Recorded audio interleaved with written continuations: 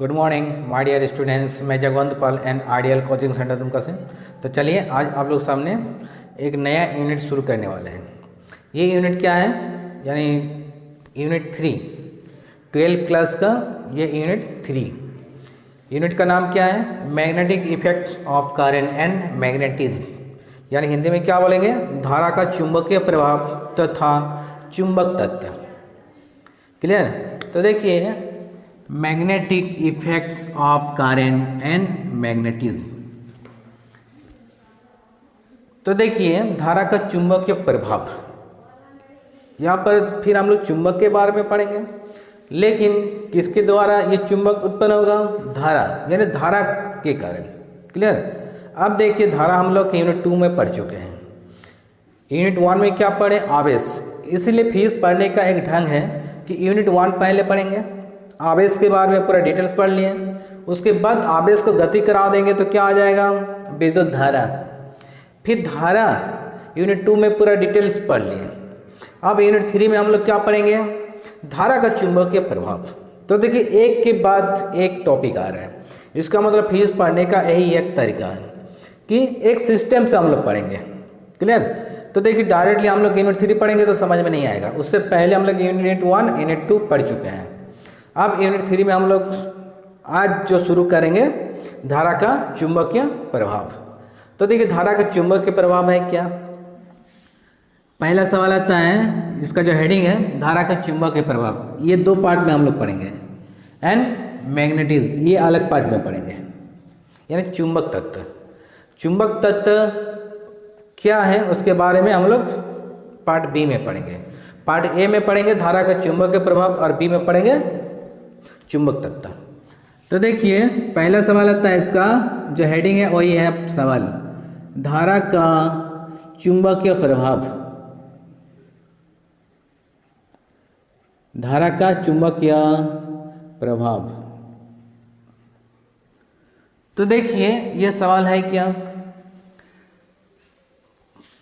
धारा यानी विद्युत धारा जब किसी चालक में हम लोग पास करा रहे हैं, इसका मतलब विद्युत धारा जब किसी चालक तार में प्रवाहित होती है तो उसके चारों ओर, मान लेते ये एक चालक है, इसमें हम लोग इस साइड से धारा डाल रहे हैं तो इधर से उधर जाएगा, जो कि इसमें स्वतंत्र इलेक्ट्रॉन है, मान के चलती है। ऐसे में तो ये प्लास्टिक है, ये कुचालक है, तो मान के चलते ये एक चालक है, तो क्या होगा, इसमें स्वतंत्र इलेक्ट्रॉन है। इलेक्ट्रॉन क्या करेगा, धारा को एक साइड से दूसरे साइड तक लेके जाता है। तो देखिए इसके चारों ओर, चालक तार में धारा जा रही है लेकिन इसके चारों ओर एक मैग्नेटिक फील्ड यानी चुंबक क्षेत्र उत्पन्न होता है। इसी प्रभाव को हम लोग बोलते हैं धारा का चुंबकीय प्रभाव। इसका मतलब क्या है, कोई भी एक चालक तार है,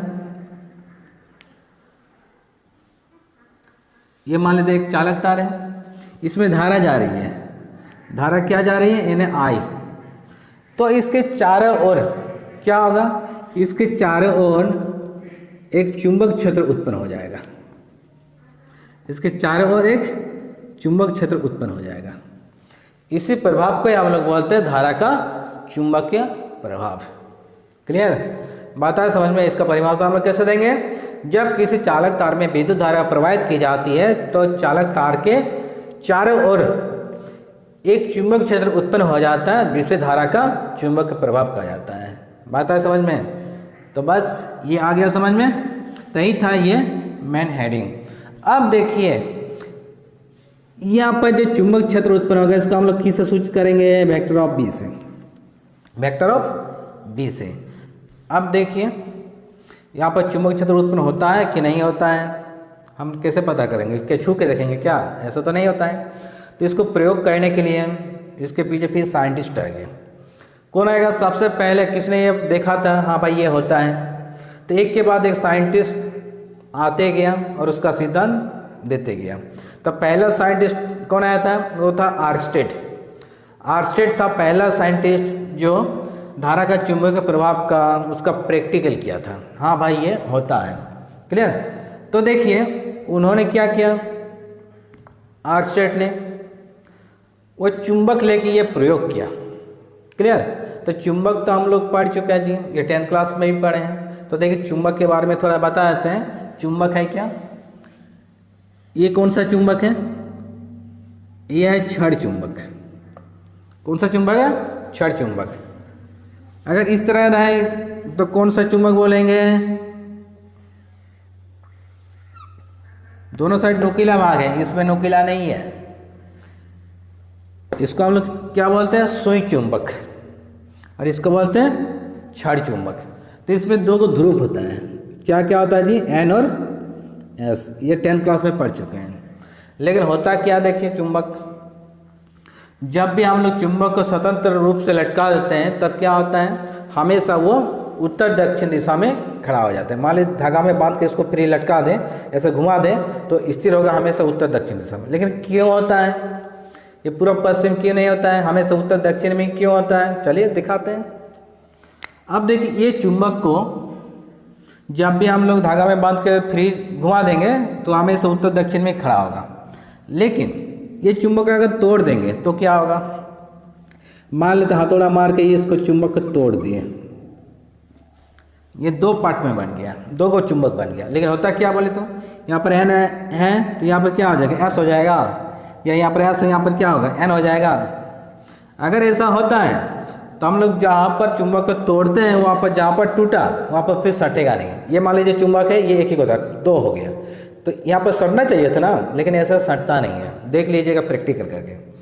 तो देखिए होता क्या है, चुंबक जब भी दो पार्ट में टूटता है तो वह हमेशा एकल ध्रुव प्राप्त होता है। एकल ध्रुव मीन्स चाहे नॉर्थ भी हो सकता है या तो साउथ साउथ भी हो सकता है। तो नॉर्थ नॉर्थ होगा तो क्या होगा? यहाँ पर मान लेते हैं नॉर्थ, तो यहाँ पर भी नॉर्थ होगा। फिर सवाल उठता है कि सर यहाँ पर एन, यहाँ पर एन, तो एक ही चुंबक में एक तरह का ध्रुव नहीं होता है, तो क्या होगा? ये ऑटोमेटिकली इसके प्रकृति चेंज हो जाएगी। ये क्या होगा? एस हो जाएगा। तो एन एस, ये एन एस, दो चुंबक बन गया। वाह। फिर देखिए आगे, अगर दोनों साइड एस एस हो रहा है, ये कुछ भी हो सकता है, ये प्रकृति का नियम है। एस एस भी होगा या तो एन एन भी होगा, लेकिन एकल ध्रुव भी प्राप्त होगा। अगर एस एस होगा तो क्या होगा? यहाँ पर एस, यहाँ पर एस, तो क्या हो जाएगा? यहाँ पर एस है तो ये एस ऑटोमेटिकली चेंज हो जाएगा, किस में होगा? एन में। इसकी प्रकृति ऑटोमेटिकली चेंज हो जाता है। क्लियर? यहाँ तक समझ में आ गया। आप देखिए चुंबक हमेशा उत्तर दक्षिण में क्यों खड़ा होता है, ये सबसे पहले जानना होगा। तो देखिए इससे पहले हम बता चुके हैं कि प्रकृति में जितने सारे चीज़ हैं उसमें क्या मिलता है जी? लास्ट जब उसको एक परमाणु में जब हम लोग बात करेंगे, कोई भी वस्तु है तो उसको जब खंडित करेंगे, तोड़ेंगे, एक छोटा सा वस्तु मान लेते हैं नाखून लिए, उसको हम लोग विखंडन करते करते करते एक अणु जब बच जाएगा उसको हम क्या बोलते हैं? परमाणु। उसको पुनः विखंडन करना बहुत इम्पॉसिबल हो जाता है, होता है लेकिन बहुत कठिन हो जाता है।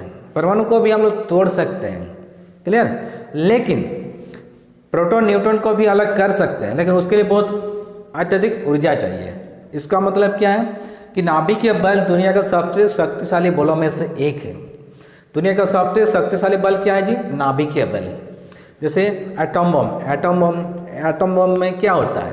नाभिक टूटता है, नाभिक के विखंडन, जहाँ पर इलेक्ट्रिक करंट उत्पन्न होता है वहाँ पर क्या होता है? नाभिक टूटता है। इसका मतलब proton neutron, proton proton, neutron neutron में टूटता है, जहाँ पर अत्यधिक मात्रा में ऊर्जा निकलता है। क्लियर? अब देखिए वही ऊर्जा हम लोग इलेक्ट्रिक करंट के रूप में यूज करते हैं। अब देखिए यहाँ पर हम लोग देख रहे हैं कि प्रकृति में जितने सारे वस्तु हैं सब में इलेक्ट्रॉन, प्रोटॉन और न्यूट्रॉन होता है। तो देखिए जैसे पृथ्वी है, पृथ्वी में क्या मिलेगा? उसका क्रस्ट फुल्ली पिघला हुआ अवस्था में रहता है। ये आप लोग लोअर क्लास में पढ़ चुके हैं। तो वहाँ पर क्या रहेगा? Electron, proton, neutron. इलेक्ट्रॉन क्या है? नेगेटिव, प्रोटॉन क्या है? पॉजिटिव, और न्यूट्रॉन क्या है? उदासीन। हर एक वस्तु में रहेगा, पृथ्वी के अंदर में भी है। आप देखें पृथ्वी 24 घंटा में एक चक्कर पूरा कर लेता है। तो इलेक्ट्रॉन अगर गति आ गया तो वहाँ पर क्या उत्पन्न होगा? विद्युत धारा। सिंपल बात है। तो जहाँ पर विद्युत धारा उत्पन्न हो रहा है वहाँ पर क्या उत्पन्न हो रहा है? चुंबक क्षेत्र। इसका मतलब पृथ्वी में चुंबक कौन घुसाया है? पृथ्वी के अंदर ये घुसाया नहीं है भाई। ये क्या होता है? ये प्रकृति का यही है नियम कि उसके अंदर विद्युत धारा उत्पन्न होता है, जिस कारण क्या होता है? चुंबक क्षेत्र उत्पन्न हो जाता है। चुंबक क्षेत्र जहाँ पर उत्पन्न होता है वहाँ पर दो को ध्रुव प्राप्त होता है, नॉर्थ और साउथ। तो देखिए होता है क्या है नॉर्थ और साउथ। देखिए यहाँ पर कि पृथ्वी के अंदर में जिधर नॉर्थ है, मान लीजिए इधर नॉर्थ है तो पृथ्वी के अंदर में वो क्या होगा साउथ, और इधर साउथ है तो पृथ्वी के अंदर क्या होगा नॉर्थ। इसका मतलब ये पृथ्वी देख रहे हैं इधर नॉर्थ है इधर साउथ है, लेकिन पृथ्वी के अंदर में उल्टा हो जाता है, इधर बन जाएगा साउथ और इधर बन जाएगा नॉर्थ। अब उसके ऊपर में हम लोग प्रैक्टिकल कर रहे हैं, तब क्या होगा, हमारे हाथ में ये है नॉर्थ ये है साउथ, तो क्या होगा देखिए नॉर्थ साउथ में क्या आता है, हमेशा क्या जानते हैं पॉजिटिव पॉजिटिव विकर्षण और पॉजिटिव नेगेटिव आकर्षण। उसी प्रकार चुंबक में भी होता है, नॉर्थ और नॉर्थ में होता है विकर्षण, नॉर्थ साउथ में होता है आकर्षण। तो देखिए पृथ्वी के अंदर में उल्टा साइड में वो आकर्षित करते हैं, इसका मतलब जिधर साउथ है पृथ्वी के अंदर में क्या है वो नॉर्थ है। तब हमारे हाथ में क्या होगा, ये नॉर्थ साउथ के साथ आकर्षित करेगा और जो साउथ है वो नॉर्थ के साइड में आकर्षित करेगा। बात समझ में कि ऑपोजिट ध्रुव में आकर्षण और समान ध्रुव पर विकर्षण होता है। आप देखिए ये समझ में आ गया। तो चुंबक किधर खड़ा होता है, हमेशा उत्तर दक्षिण में खड़ा होता है। क्यों खड़ा होता है ये समझ में आ गया। अब देखिए इसी प्रकार से हम लोग आउट से भी बहुत सारी चीज़ ऐसे भी पढ़ेंगे, जैसे उत्तर की ओर सिर रख के नहीं सोना चाहिए। ये आप लोग भी सुने होंगे कि जब भी हम लोग सोते हैं ना जी, तब उत्तर की ओर सिर रख के नहीं सोना चाहिए। इत्यादि लैंग्वेज में बहुत सारी चीज़ बोल देता है कि जब शमशान घाट में इंसान को जब जलाया जाता है तब उत्तर की ओर सिर रख के उसको जलाया जाता है। तो ये सब फीस का ही नियम है। अब क्यों करता है उसके पीछे भी फीस का ही कारण है। तो चलिए यहाँ पर बता देते हैं कि उत्तर की ओर सिर रख के नहीं सोना चाहिए। क्यों, यहाँ पर चुंबक का प्रभाव पड़ता है। हमारे साइंटिस्ट लोग क्या माना, सिर को नॉर्थ और पैर को साउथ। आप देखिए इधर से हम लोग लेटेंगे तो क्या होगा, हमारा सिर है साउथ की ओर, पृथ्वी के अंदर है इधर साउथ, पृथ्वी के अंदर इधर है नॉर्थ। हमारे सिर है ये, तो नॉर्थ साउथ में क्या करेगा, आकर्षित करेगा, जिस कारण क्या होगा, हमारे जो ब्रेन है, ब्रेन का जो पावर है वो खींचता है चुंबक। तो क्या करेगा, हमारी जो याददाश्त है वह याददाश्त खींच लेता है पृथ्वी। दूसरा बात क्या हो सकता है, जैसे ब्रेन कैंसर, ब्रेन ट्यूमर, ये सब रोग देखने को मिलता है। इसलिए उत्तर की ओर सिर रख के कभी भी नहीं सोना चाहिए। क्लियर। तो इससे भी देखिए हम लोग बहुत कुछ सीख गए हैं कि चुंबकीय प्रभाव, जो पृथ्वी में भी चुंबकीय प्रभाव होता है जी। तो कैसे उत्पन्न होता है ये भी हम क्लियर बता दिए कि उसके अंदर में क्या होता है, इलेक्ट्रॉन प्रोटॉन न्यूट्रॉन, वो पृथ्वी घूर्णन के कारण वो धारा उत्पन्न होता है, जिस कारण धारा के कारण क्या होता है, चुंबकीय प्रभाव उत्पन्न होता है, जिस कारण दो ध्रुव प्राप्त होता है। तो ध्रुव हमेशा उल्टा दिशा में होता है। बस यही तो है पृथ्वी में चुंबकीय प्रभाव। क्लियर। तो देखिए इसके आगे कौन साइंटिस्ट आया था सबसे पहले, वो आर्स्टेड। आर्स्टेड ने इसे दिखाने के लिए सर्वप्रथम उन्होंने एक प्रयोग किया। क्लियर। तो चलते हैं आर्स्टेड का प्रयोग। देखिए इसके आगे हम लोग देखेंगे आर्स्टेड का अनुप्रयोग, आर्स्टेड्स एक्सपेरिमेंट। तो देखिए आर्स्टेड एक्सपेरिमेंट है क्या, सबसे पहले यही एक साइंटिस्ट था जो देखा कि धारा के कारण चुंबक क्षेत्र उत्पन्न होता है। इन्होंने एक प्रयोग किया। तो देखिए सबसे पहले इन्होंने क्या किया, एक धारावाही चालक तार लिया। क्लियर। और उसके सामने एक सुई चुंबक रख दिया। उसके सामने क्या किया, एक सुई चुंबक रख दिया। ये स्टैंड के सारे वो खड़ा कर दिया। क्लियर। तो देखिए यहाँ पर सटा हुआ नहीं है, तो उन्होंने क्या किया, ये ए साइड और ये लिया बी साइड। तो जैसे ही प्रारंभिक अवस्था में ये नॉर्थ और साउथ में खड़ा था, इसका नॉर्थ और ये साउथ, लेकिन क्यों खड़ा होता है ये समझ में आ गया।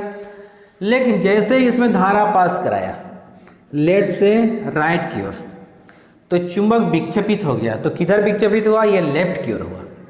बात है समझ में। लेकिन फिर ये प्रयोग किया, राइट से लेफ्ट की ओर धारा को डाला, तो ये चुंबक दाहिना तरफ विक्षेपित हो गया। बात है समझ में। इसका मतलब क्या है, जब लेफ्ट से राइट की ओर धारा गया तो चुंबक ये बायां तरफ विक्षेपित हो गया। तो देखिए चुंबक जो है ये बायां तरफ विक्षेपित हो गया, यानी एन डैश ये एस डैश, थोड़ा बायां तरफ विक्षेपित हो गया। इसका मतलब यहाँ पर कोई टार्च भी नहीं है, इसका मतलब यहाँ पर चुंबकीय क्षेत्र उत्पन्न हो रहा है। और दूसरा बात, दूसरा चुंबक वहाँ पर डाल देंगे तो क्या होगा, वहाँ पर विक्षेपित हो गया। तो उन्होंने ये प्रयोग किया भाई कि जब लेफ्ट से राइट की ओर धारा जा रही है तब चुंबक बायां तरफ विक्षेपित होगा, जब दाहिना से बायां तरफ जा रही है तब यह दाहिना तरफ विक्षेपित होगा। फिर इसके बाद साइंटिस्ट आ गया एम्पियर, तो उन्होंने देखा तो यही आया। इसका मतलब उन्होंने फिर एक नाम दे दिया इस प्रयोग का कि एम्पियर का तैरने का नियम। तो एम्पियर का तैरने के नियम इसके बाद वाला टॉपिक हम लोग पढ़ेंगे। तो पहला टॉपिक देखिए क्या है कि आर्स्टेड का प्रयोग में इसका जब इसको लैंग्वेज अगर लिखना चाहते हैं तो कैसे लिखेंगे कि सर्वप्रथम इसे सिद्ध करने के लिए आर्स्टेड ने एक प्रयोग किया। क्लियर, क्या प्रयोग किया? तो देखिए विद्युत धारा के कारण चुंबकीय क्षेत्र उत्पन्न होता है, इसे सिद्ध करने के लिए आर्स्टेड ने एक प्रयोग किया। सर्वप्रथम एक सुई चुंबक के ठीक ऊपर एक धारावाही चालक तार ए बी स्थापित कर दिया। प्रारंभिक अवस्था में चुंबक उत्तर दक्षिण दिशा में खड़ा था, लेकिन जैसे में चालक तार में विद्युत धारा प्रवाहित होती है तो चुंबक विक्षेपित हो जाता है। तो इससे सिद्ध होता है कि विद्युत धारा के कारण चुंबक क्षेत्र का निर्माण होता है। बात समझ में? लेकिन इसके बाद फिर आ गया, इन्होंने ये भी बता दिया कि जब लेफ्ट से जाएगा तो अब चुंबक बायां तरफ विक्षेपित करेगा, जब इधर से करंट हम लोग पास करेंगे बी से ए की ओर तब ये दाहिना तरफ विक्षेपित होगा। लेकिन इसके बाद कौन आ गया साइंटिस्ट? एम्पियर। एम्पियर ने फिर प्रयोग किया और उसका नाम क्या दे दिया? एम्पियर का तैरने का नियम। तो देखिए तैरने का नियम क्या देखेंगे हम लोग, एम्पियर का तैरने का नियम। एम्पियर का तैरने का नियम इन्होंने क्या किया, एक धारावाही चालक तार के समानांतर कोई इंसान तैर रहा है। इसका मतलब क्या है, कोई एक धारावाही चालक तार है, क्लियर, तो उसी के समानांतर कोई इंसान तैर रहा है। मान लेते कोई एक इंसान है, ये मान लीजिए इसका हाथ है और ये मान लीजिए इसका पैर है। तो उन्होंने क्या बोला कि जब उसके पैर से होते हुए सिर की ओर विद्युत धारा को प्रवाहित की जाती है तो इंसान बायां तरफ विक्षेपित होगा। किधर विक्षेपित होगा? बायां तरफ। जो उसका लेफ्ट हैंड है ना, ये लेफ्ट हैंड, ये राइट हैंड, तो वो बायां तरफ विक्षेपित होगा। कब? जब पैर से सिर से होते हुए करंट जा रही है। लेकिन फिर इसको चेंज कर दिया, जैसे आर्स्टेड ने भी किया था। जब सिर से होते हुए, जब इधर से विद्युत धारा जा रही है सिर से होते पैर की ओर, तब इंसान दाहिना तरफ विक्षेपित होगा, तब इधर विक्षेपित होगा। समझ में आ गया? इसका मतलब क्या है भाई कि आर्स्टेड ने क्या गलत दिखाया था? नहीं दिखाया था, लेकिन उसको चेक करने के लिए फिर आ गया कौन? एम्पियर। लेकिन सिद्धांत तो कोई देना होगा ना, वही सिद्धांत को छोड़ देंगे तो फिर इसका नाम कैसे आएगा? तो फिजिक्स में यही हाल होता है कि एक के बाद एक साइंटिस्ट आते रहता है, कि फिजिक्स में कोई ऐसा नियम नहीं है कि वही फिक्स होता है। कि फिजिक्स में जैसे फर्स्ट ईयर में हम लोग पढ़ चुके हैं एवर डायनामिक, परिवर्तनशील। फिजिक्स में कोई भी सिद्धांत ऐसा नहीं है कि हमेशा वही रहेगा। फिजिक्स हमेशा तो मान के चलता है, इसके बाद वो मान भी चेंज हो सकता है। जैसे पहला सिद्धांत दिया था ग्रेविटेशनल का नियम, कौन? न्यूटन ने, जो उसका पहला नियम था। उसको समझाने के लिए उन्होंने क्या दिया नियम? न्यूटन का पहला नियम, दूसरा नियम, तीसरा नियम। फिर उसके बाद हम लोग समझेंगे ग्रेविटेशनल। लेकिन वो क्लासिकल फिजिक्स में था, तब इलेक्ट्रॉन का खोज नहीं हुआ था। लेकिन मॉडर्न फिजिक्स में आके फिर पढ़े भाई वो ग्रेविटेशन का नियम बिल्कुल गलत है। इस तरह का बहुत सारी चीज़ हम लोग पढ़ेंगे फिजिक्स में। जैसे प्रकाश के बारे में सबसे पहले सिद्धांत किसने दिया था? इस ऑप्टिक्स में भी हम लोग पढ़ेंगे न्यूटन, लेकिन वो फेल हो गया। प्रकाश में भी फिर वो बाद में फेल हो गया। फिर लास्ट में मॉडर्न फिजिक्स में कौन है? De Broglie. उन्होंने सिद्ध करके दिखा दिया भाई ये होता है प्रकाश। तो उसी प्रकार फिजिक्स में भी इस तरह का खेल चलते रहेगा। जैसे पहली बार न्यूटन ने बोल दिया था कि साउंड का वेग 288 मीटर पर सेकंड होती है, लेकिन फिर उसके बाद लैप्लास आ गया तो दिखा दिया नहीं भाई ये भी चेंज होता है। कितना हम लोग लिखते हैं अभी? 332 मीटर पर सेकंड। अब देखिए इसके बाद कोई भी दूसरा साइंटिस्ट आएगा तो क्या होगा? फिर भी चेंज करके दिखा देगा। तो इसीलिए बोल रहे हैं कि फिर में कोई एक्यूरेट वैल्यू नहीं होता, हमेशा वो मान के चलता है। क्लियर। तो ये भी क्या सिद्धांत दिया, एम्पियर प्रयोग किया तो देखा भाई ये आर्सेट का सिद्धांत बिल्कुल सही है, तो अपना नाम के अनुसार दे दिया एम्पियर का तैरने का नियम। बात है समझ में, तो यही था एम्पियर का तैरने का नियम। फिर इसके आगे हम लोग देखेंगे ये चुंबक क्षेत्र की जो दिशा होता है वो दिशा किधर होता है। इसके बाद फिर साइंटिस्ट आ गया कौन, मैक्सवेल। क्लियर। तो चलिए मैक्सवेल का सिद्धांत इसके आगे हम लोग देख रहे हैं। इतना ही था ये बड़ा टॉपिक। देखिए इसके आगे हम लोग देखेंगे कि चुंबक क्षेत्र जो उत्पन्न होता है उसकी दिशा किधर होगा। क्लियर। तो ये दिशा दिखाने के लिए कौन साइंटिस्ट आया, मैक्सवेल। मैक्सवेल में देखा भाई ये जो दिशा होता है ये दिशा किधर होगा। जब किसी चालक तार में विद्युत धारा नीचे से ऊपर क्यों जा रही है तो चुंबक क्षेत्र की एक दिशा होगा ना। अगर ऊपर से नीचे क्यों जा रही है तो उसका भी कोई दिशा होगा। तो दिशा को दर्शाने के लिए कौन आ गया, मैक्सवेल। तो मैक्सवेल ने दो नियम दिया, तो दोनों नियम से वो सिद्ध करके दिखा दिया भाई ये चुंबक क्षेत्र की दिशा होती है। तो मैक्सवेल ने पहला नियम क्या दिया, देखिए मैक्सवेल का कार्य क्या, स्क्रू नियम। कार्य का स्क्रू नियम। अब देखिए कोई भी जैसे बोतल है, बोतल का कैसे खोलते हैं, ये मान लीजिए मार्कर है, ये मार्कर को कैसे खोलेंगे, ऐसे ना, ऐसे घूमेगा। इसका मतलब ये जो फिंगर है ये ऐसे घूमेगा, इसी की दिशा में घूम रहा है। तो उसी ढंग से ये समझाया चुंबक क्षेत्र की दिशा। क्लियर।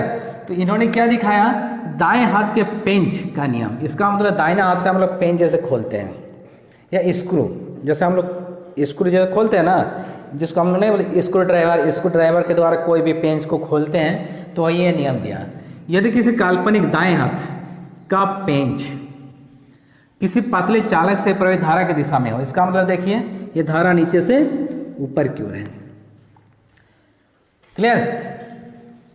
दिशा में होता है तो स्क्रू पेंच घूमने की दिशा के चारों ओर, ये जो नीचे से ऊपर की ओर देखिए धारा जा रही है, धारा की दिशा है नीचे से ऊपर की ओर, नीचे से ऊपर की ओर। ये जो खोल रहा है ऐसे, ये दाहिने हाथ का पेंच हुआ।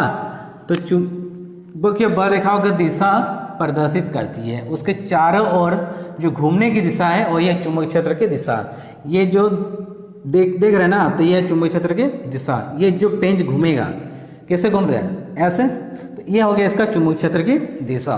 तो ये दिखाया पहला नियम भी दे दिया कि दाहिने हाथ का पेंच का नियम।